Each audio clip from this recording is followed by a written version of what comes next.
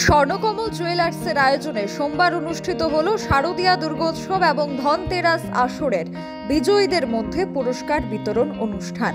Agartala press ক্লাবে আয়োজিত এক অনুষ্ঠানের মধ্য দিয়ে পুরস্কার বিজয়ীদের হাতে এই পুরস্কার তুলে দেওয়া হয়।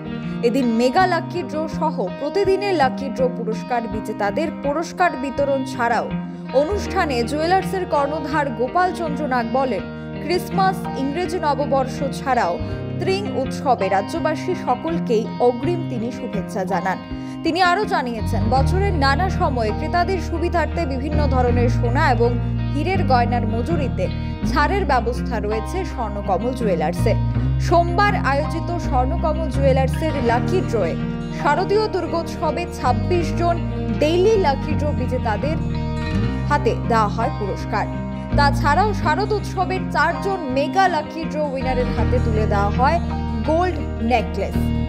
৪ জন পান এই গোল্ড নেকলেস। তাছাড়াও ধনতেরাসে ২৪ জনকে দেওয়া হয় ডেইলি লাকি ড্রয়ের পুরস্কার, তাদেরকে তুলে দেওয়া হয় গোল্ড কয়েন।